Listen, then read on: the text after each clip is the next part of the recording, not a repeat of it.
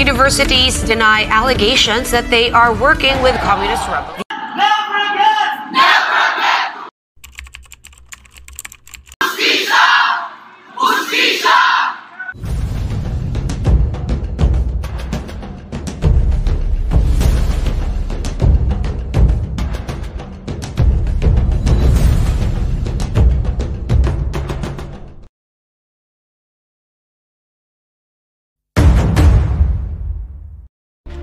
Ang student activism ay ang pagkilos ng mga kabataan upang ipahayag ang kanilang paninindigan at ipaglaban ang mga isyong panlipunan, politikal at pang-edukasyon. Ginagawa ito sa pamamagitan ng mga rally, protesta, petisyon at iba pang mapayapang paraan ng pagpapahayag. Sa Pilipinas, bahagi na ito ng kasaysayan, tulad ng makasaysayang First Quarter Storm noong 1970s kung saan nanguna ang mga estudyante sa paglaban sa diktadorya ni Ferdinand Marcos. Hanggang ngayon, nananatiling aktibo ang mga kabataan sa mga isyu tulad ng karapatan sa edukasyon, hustisyang panlipunan at kalayaan sa pananalita na nagpapatunay ng mahalagang papel nila sa pagbabago ng lipunan. Sa pamantasan! Ano po sa tingin nyo ang dahilan ng pagiging aktivista?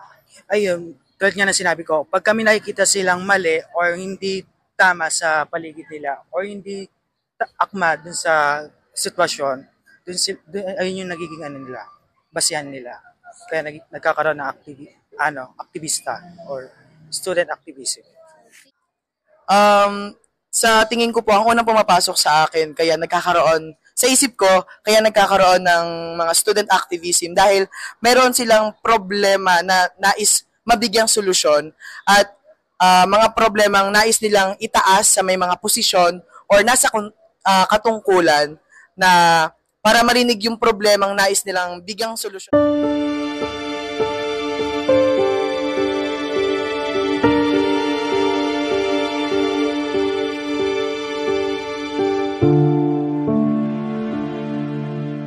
I announced the resumption of classes if conditions permit.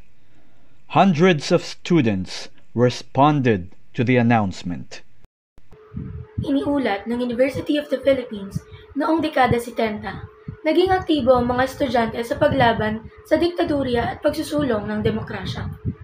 Isa sa mga makabuluhang nangyari na maaaring ituring na sangangdaan sa kasaysayan ng UP, ang UP Diliman Commune, na naganap noong Pebrero 1 hanggang 9 taong 1971, kung saan naging mitya ang sunod-sunod na unday sa ekonomiya at politika sa pagliyab ng magkakasunod na protestang isinagawa ng mga apektadong taong bayan mula sa iba't ibang sektor ng lipunan.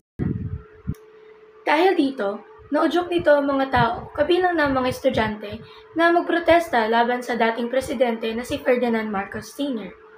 dahil sa pagtaas ng langis sa ilalim ng administrasyon ng nasabing presidente. Ang mga halimbawa at kasaysayang ito ay nagpapakita ng mahalagang papel ng student activism sa paghubog ng lipunang Pilipino. Gayunpaman, sa kabila ng mga hamon, nananatiling aktibo ang mga kabataan sa pagsulong ng kanilang mga karapatan at advokasya para sa pagbabago. Sang-ayon ka ba sa student activism? Bakit oo at bakit hindi? For me, oo. Siguro pagka lumagpas na sa bound na parang hindi na tama, ganon. So, yes, for me. Hindi ako sang-ayon kasi, unang-una sa lahat,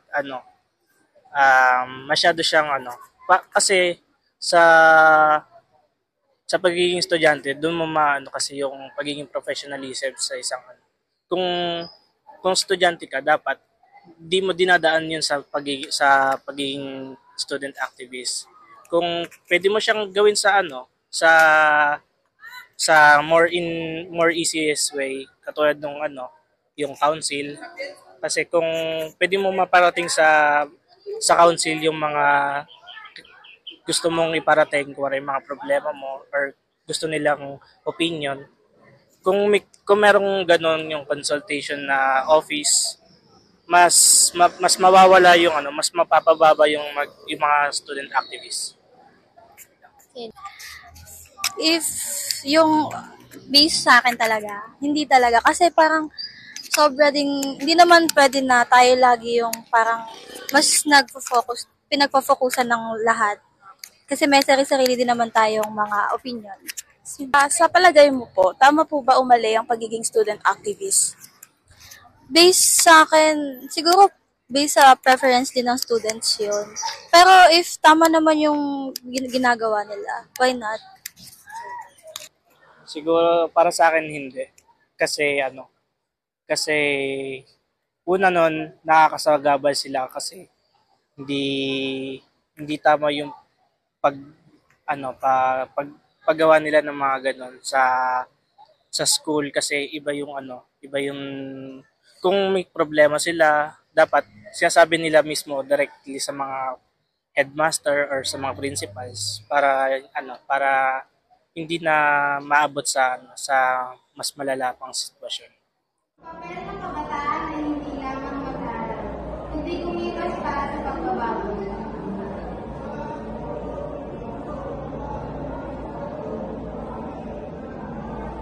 Pero paano? Hindi mo kailangan maging malakas para sabihin, kailangan mo lang ng tama. Paano kung hindi ka naman yung ilan? Wala na sa tingin sa mga lahat. Anak, bakit ka sumasama sa rally? Hindi pa delikado yan? Ma, kung hindi tayo kikilos, sino ang gagawa nito para sa atin?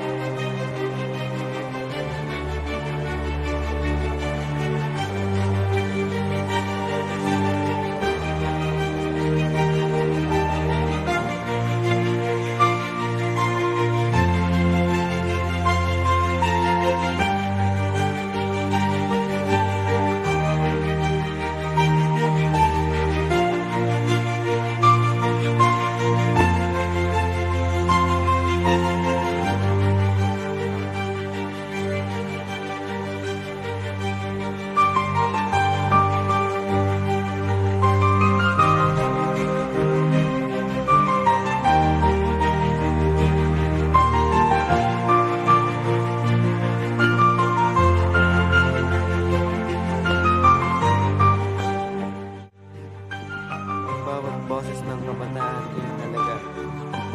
Hindi tayo banta sa lipunan. Tayo ay pag-asa nito. Sa bawat panawagan para sa pagbabago, may kabataang handang tumindig. Ako si MJ at isa ako sa kanila.